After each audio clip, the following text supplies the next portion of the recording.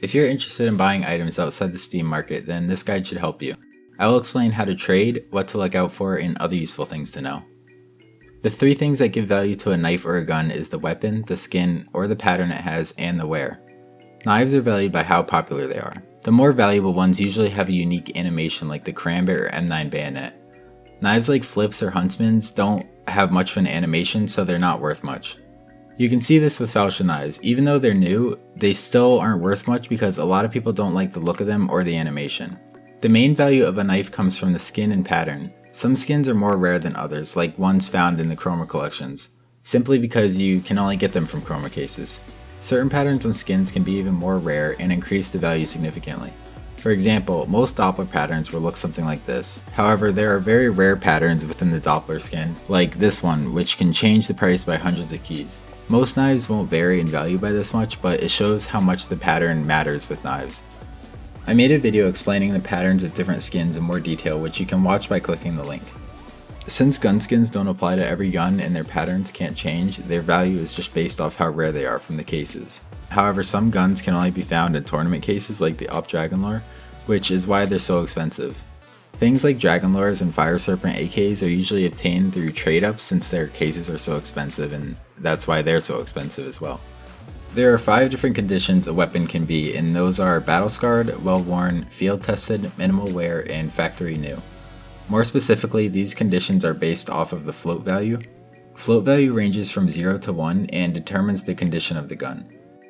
As you can see, the ranges are listed next to the respective conditions, so battle scarred ranges between 1 to 0.43 and factory new ranges between 0.07 to 0.0. But float values won't matter too much on lower tier weapons, but when you're dealing with knives or guns worth hundreds of keys, then people will be interested in the float value and it will affect the value.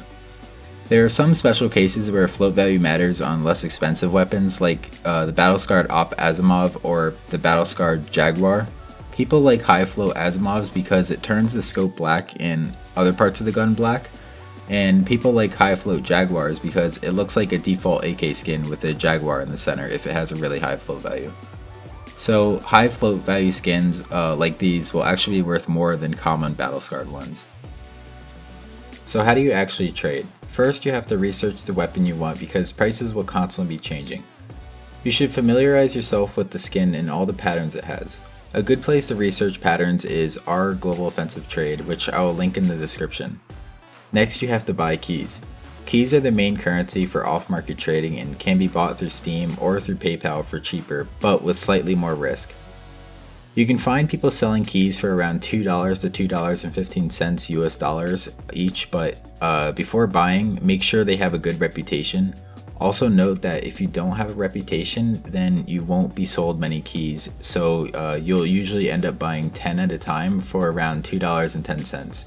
It's going to be pretty hard getting them for $2 flat. I've personally never been scammed by buying keys off PayPal, so just make sure you research the seller and make sure you add the correct person.